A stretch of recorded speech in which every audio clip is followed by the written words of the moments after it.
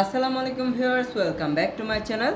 Viewers, আজকে আমি রসুন দিয়ে বাটা মশলায় হাঁসের মাংসের রেসিপি নিয়ে হাজির হয়েছি। তো এই হাঁসের মাংসের রেসিপিটা কিভাবে তৈরি করা যায়, লেটস সি। আস্ত রসুনে বাটা মশলায় হাঁসের মাংস রান্নার জন্য আমি এখানে হাঁসের মাংস নিয়েছি। আমি এখানে একটি হাঁস নিয়েছি। হাঁসটা প্রায় 1 কেজির মতো হবে, আর একটু বেশি হবে। আমি হাঁসের মাংসটাকে ভালো করে ধুয়ে এটা থেকে ভালো করে পানিটা ঝরিয়ে নিয়েছি। ভিউয়ার্স, চুলায় একটি প্যান বসিয়ে গরম করে নিয়েছি। দিয়ে দেব তেল, দিয়ে দেব গরম মশলা। আর ভিউয়ার্স, যেহেতু বাটা মশলায় রান্না, তাই আজকে আমি পেঁয়াজ বাটা দিচ্ছি। ভিউয়ার্স, দিয়ে দেব আদা রসুনের পেস্ট 2 চা চামচ।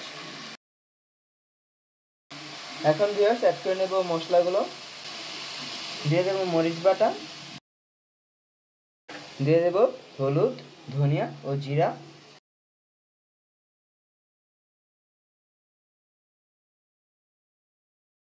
দিয়ে দেব ভিউয়ার্স স্বাদ অনুযায়ী লবণ,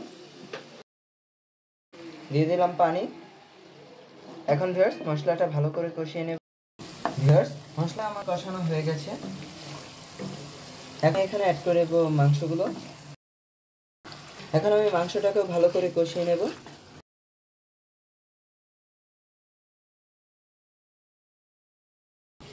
এখন ভিউয়ার্স আমি ঢেকে কষিয়ে নেব, মাঝে মধ্যে এটাকে একটু নেড়ে নেব।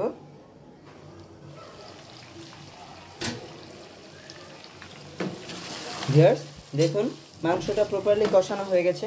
মাঝখান দিয়ে আমি সামান্য একটু পানি অ্যাড করেছিলাম কষানোর জন্য।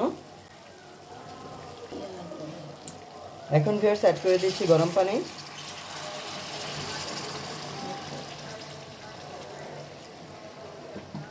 এখন ভিউয়ার্স রান্নার মূল ইনগ্রেডিয়েন্টসটা অ্যাড করার পালা, সেটা হলো আস্ত রসুন। মূলত আজকের এই রেসিপিটা একটু ডিফারেন্ট, বিকজ আজকে আমি এখানে আস্ত রসুন অ্যাড করব। ভিউয়ার্স, আমি এই রসুনটার এই উপরের লম্বা অংশটা অ্যান্ড নিচের যে দাড়ির মতো অংশটা ছিল সেটা ফেলে দিয়েছি, অ্যান্ড ভালো করে ধুয়েও নিয়েছি যাতে কোনো ময়লা না থাকে। এখন আমি এগুলোকে অ্যাড করে দেবো এখানে। এখন ভিউয়ার্স মাংসটা পুরোপুরি সিদ্ধ হয়ে যাওয়া পর্যন্ত অ্যান্ড রসুনগুলো সিদ্ধ হয়ে যাওয়া পর্যন্ত আমি এটাকে রান্না করব। ঢেকে দিচ্ছি, মাঝে মধ্যে একটু উঠিয়ে নেড়ে নেব। ভিউয়ার্স, রান্নাটা আমার ডান। এ পর্যায়ে আমি এখানে অ্যাড করে নেব 1/2 চা চামচ গরম মশলা গুঁড়া। এটাকে আমি আর কিছুক্ষণ রান্না করে দেন নামিয়ে পরিবেশন করে নেব। সো ভিউয়ার্স, তৈরি হয়ে গেল আস্ত রসুন দিয়ে হাঁসের মাংস ভুনা। তো আপনারা কিন্তু এটা অবশ্যই বাসায় ট্রাই করবেন। আর দেখুন ভিউয়ার্স, রসুনটা পুরো সফট হয়ে গেছে, সিদ্ধ হয়ে গেছে, পুরো দেখছেন গলে গেছে। তো আপনারা কিন্তু এটা অবশ্যই বাসায় ট্রাই করবেন। ট্রাই করে ভালো লাগলে কমেন্টস করে জানাবেন, অ্যান্ড ভিডিওটা বেশি করে শেয়ার করবেন। সবাই ভালো থাকবেন। আল্লাহ হাফেজ।